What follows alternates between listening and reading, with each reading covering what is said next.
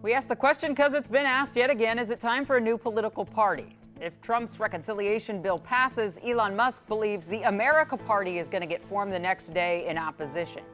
We'll see if he's telling the truth on that one. But it is true that when it comes to our politics, a lot of Americans are frustrated by the Democratic and Republican two-party system. In fact, a poll by NBC in June said Americans revealed their sheer distrust in both parties. Nearly 50% said both are sometimes, if not almost always, dishonest. But our country has had third-party candidates before, and for a long time. We had a big one here in Minnesota. And except for Jesse Ventura, they haven't really caught fire. So what gives? Gordon went to find out.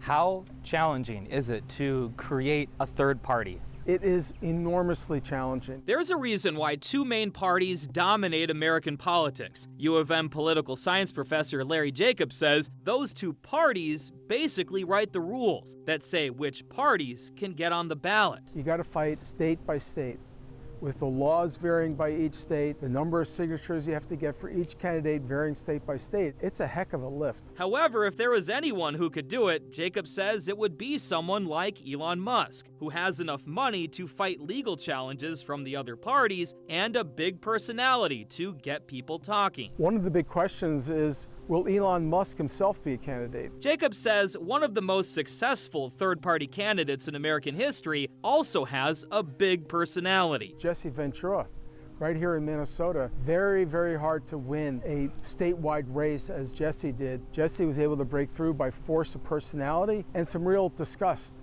towards the major parties. But with Musk, would his personality bring in voters or scare them away? Does he go front and center in terms of pushing for this party, or does he retreat in the background? Hamline University politics professor David Schultz says that's the big question, along with the party's stance on important issues. Many people have argued for years that a fiscally conservative, socially liberal party would probably capture a large chunk of where the American electorate is right now. Schultz says polling does suggest many Americans are looking for an alternative to the two parties. He argues the easiest path to building a new party would be to wait on the presidency and instead focus on building the party in Congress. If he could target a half a dozen Senate races, a half a dozen House races, and win those, that would hold the balance of power in the House or the Senate, and that would give his small coalition an incredible amount of leverage. Jacobs agrees. Maybe even a few state races would generate buzz and give this new party the attention it needs to grow. Pick a few states, pick a few races,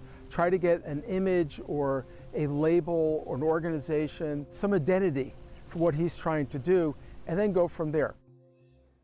Another big hurdle for any third party is convincing voters that their vote matters and that they can actually win. With this tense rivalry between Democrats and Republicans, a lot of candidates argue that a vote for a third party is basically like giving a vote to the other side. Yeah, Gordon, and I've talked to a lot of independent voters in my time, and they feel really insulted by that. Well, that's who they believe can win. And so it's really interesting to see this conversation kind of pop up to the surface again, and if anything comes of it. And a big question people have is, how serious Elon Musk is about this. One thing that we talked about earlier in the newsroom is he's also talking about trying to vote some of these lawmakers out at the primaries, and that seems like something that would be a little bit more feasible. Is if you have a lot of money, you can put a lot of money to those races in the primaries and maybe put someone in there that fits your values more. We shall see, as they say in American politics.